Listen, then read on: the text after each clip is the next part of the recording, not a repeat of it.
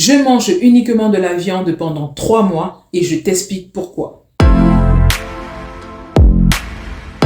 Bienvenue sur la chaîne Adopter la vanne. Ici, je te parle d'alimentation cétogène et des questions de santé. Et dans cette vidéo, je vais te parler de mon challenge cétogène carnivore que je fais pour les 3 prochains mois. Alors, c'est quoi le challenge cétogène carnivore? Tout d'abord, pour la petite histoire, ça fait 1 an et demi que je fais une alimentation cétogène, ou keto si tu préfères, et qui m'a permis en fait d'avoir beaucoup de bienfaits au niveau de ma santé, donc notamment une perte de poids, après des années à avoir essayé de perdre du poids. Donc je te montre une photo de moi. Avant je faisais du 2XL et là je fais du XL.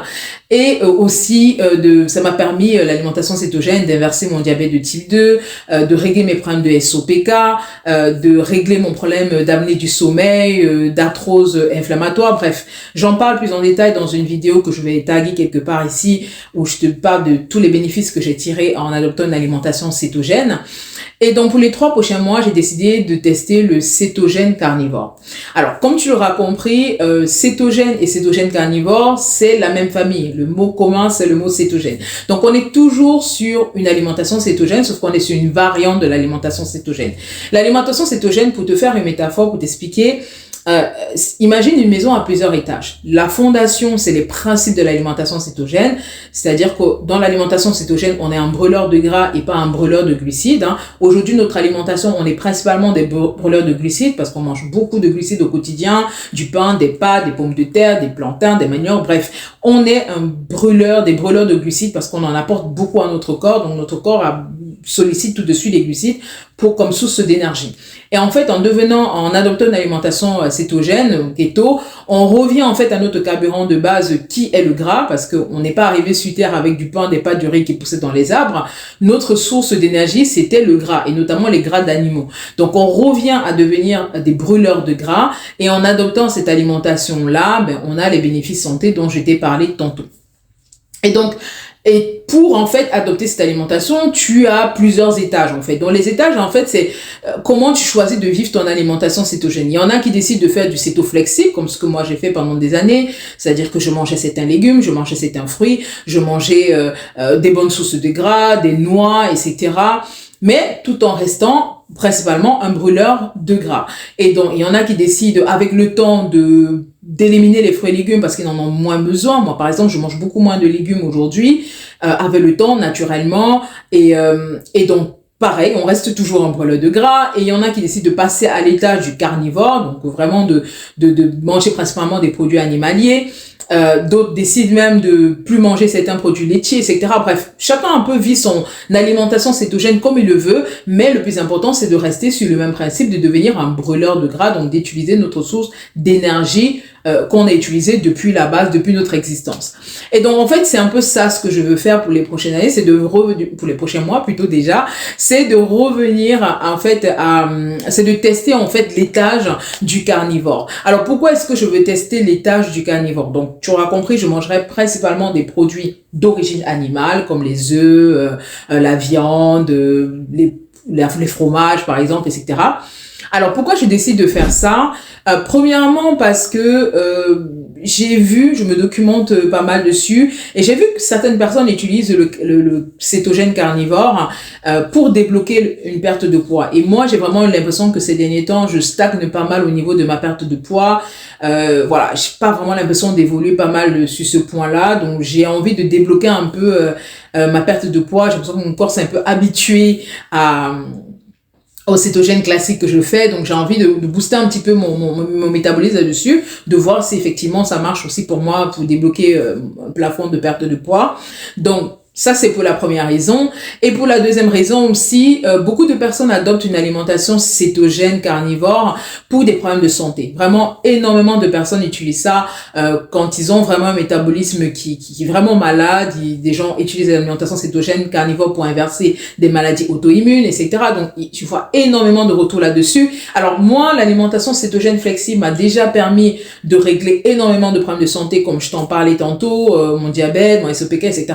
Mais je me dis, voilà, si je peux encore plus bénéficier d'une meilleure santé en adoptant le cétogène carnivore, pourquoi pas? Donc, j'essaie de voir si vraiment je vais voir une différence fondamentale en adoptant le cétogène carnivore versus en faisant du céto flexible comme ce que je fais aujourd'hui. Donc, c'est vraiment les deux principales raisons pour lesquelles je veux tester cette alimentation-là. Je vous avoue que je suis un peu, voilà, je vais voir ce que ça donne parce que j'ai déjà essayé, je suis pas ma première tentative de cétogène carnivore, mais j'ai jamais pu vraiment tenir à long terme parce que avec le temps, j'ai toujours envie de manger un peu de noix, un peu d'avocat, un peu, voilà, j'ai toujours un peu tendance à vouloir un peu tester des choses, mais je me dis c'est le meilleur timing parce que d'ici l'été, j'aurai envie de manger certains légumes, certains fruits, de me faire des smoothies, etc. On va faire plein de recettes cet été. Donc, je me dis c'est le moment. Avant l'été, on se fait un petit challenge du carnivore pour voir voilà ce que ça donne et sachant qu'en été, on va plus se basculer sur un céto un peu plus flexible. Donc, on va voir ce que ça va donner cette fois-ci. C'est pour ça que aussi j'ai décidé de documenter ça en live comme ça, de faire cet engagement-là public. Parce que comme on me dit, quand tu fais un engagement public, ça te donne encore plus de pression d'y arriver. Donc, je vais voir si vraiment je vais y arriver. Je vais documenter tout ça sur mes shorts YouTube, réels, Instagram, etc. Bref, je vous montre au quotidien ce que je mange et comme ça, on pourra suivre cette aventure-là ensemble. Je vais également répondre à 2 questions récurrentes que je vois souvent quand des personnes adoptent l'alimentation cétogène carnivore. La première, c'est est-ce que tu auras des carences? Est-ce que ça ne crée pas des carences de ne pas manger des fruits, des légumes, etc., etc. Bon, il y a une méconnaissance vraiment des produits animaliers. Vraiment, il y a une image très très erronée qu'on a des produits animaliers. Et moi aussi, j'avais cette image-là, que les produits animaliers, c'est que des sources de protéines et on a besoin absolument de manger des fruits et des légumes pour avoir les vitamines, etc., etc. Bah, en fait, non, pas du tout. La viande est riche en vitamines. Oui, la viande est riche en vitamines. La viande est riche en micronutriments. Je vais vous mettre une photo ici, en fait, des vitamines, des micronutriments qu'on retrouve dans la viande, qu'on retrouve dans les œufs. L'œuf, c'est un super aliment par excellence. Donc, non, on n'est pas carencé. Alors, on peut avoir des carences en vitamine D, par exemple. Ça, bon, c'est une carence mondiale, parce que c'est une grosse source, il y a un gros apport qui vient du soleil et on se protège énormément du soleil, notre civilisation. Donc ça, il faut supplémenter, etc. Mais l'idée qu'on n'aura pas de vitamines parce qu'on ne mange pas des fruits, etc., c'est vraiment une idée très erronée. Et en termes de micronutriments, le foie de bœuf, je ne suis pas sûre qu'il y a beaucoup d'aliments qui s'asseyent à la table du foie de bœuf en termes de micronutriments. Le foie de bœuf est un concentré de micronutriments incluant la vitamine C. Donc, comme j'ai l'intention d'ajouter ça dans mon alimentation et moi je vais vraiment privilégier du foie de bœuf venant de bœuf nourri à lait, nourri et fini à lait, donc qui sont nourris de façon optimale.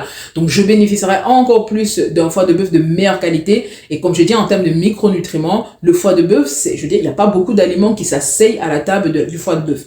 Donc vraiment, il y a une idée très très erronée au niveau des produits animaliers qui seront simplement un apport de protéines. C'est absolument pas vrai. Les produits animaliers apportent énormément de nutriments. Il faut juste les diversifier et puis manger des bonnes sources vraiment d'aliments pour avoir les micronutriments nécessaires. Et puis vous pouvez vous supplémenter si vous considérez que vous mangez pas assez vous savez que vous mangez pas assez de tel ou tel, comme moi je fais par exemple avec la vitamine D, et comme d'ailleurs je pense que tout le monde devrait le faire avec la vitamine D parce qu'on est malheureusement extrêmement carencé aujourd'hui. C'est une carence mondiale quoi de vitamine D. Sauf peut-être dans les pays où les gens sont très très exposés au soleil, comme certains pays en Afrique, etc. Donc, comme je disais, je vais documenter tout ça. Je vais vous montrer comment ça se passe. J'espère vraiment que cette fois-ci, je vais pouvoir tenir ces 3 mois. Pour moi, le 3 mois, c'est vraiment le 3 mois minimal pour pouvoir vraiment expérimenter les bienfaits et voir ce que ça donne, parce que 1 mois, c'est pas assez, 2 mois, c'est pas assez. Il faut vraiment un 3 mois minimum. D'ailleurs, si vous voulez tester l'alimentation cétogène de façon générale, moi, je vous conseille d'aller à 3 mois, 6 mois au minimum pour vraiment laisser à votre corps le temps de devenir un brûleur de gras, de s'adapter à ce nouveau mode de fonctionnement après des années où vous l'avez soumis à un apport conséquent de glucides au quotidien. Donc vraiment, il faut laisser le temps de se réadapter et de comprendre. Alors moi, il va pas énormément se réadapter puisque je suis déjà en alimentation cétogène, mais voilà, je veux quand même me laisser le temps des 3 mois pour vraiment pouvoir mesurer un petit peu les bienfaits de cette alimentation carnivore. Bon, Je croise les doigts pour y arriver et pas craquer sur un produit, sur un fruit, un légume, etc. Donc voilà, dites-moi en commentaire si vous avez déjà essayé l'alimentation cétogène, si vous avez déjà essayé le régime céto-carnivore. Dites-moi tout ça en commentaire, comment vous le vivez, quels sont les bienfaits que vous avez tirés. Si vous avez des questions par rapport à ça, ça me fera plaisir de vous répondre en commentaire. Et je vous dis à la prochaine vidéo. Et d'ici là, adoptez la vanne.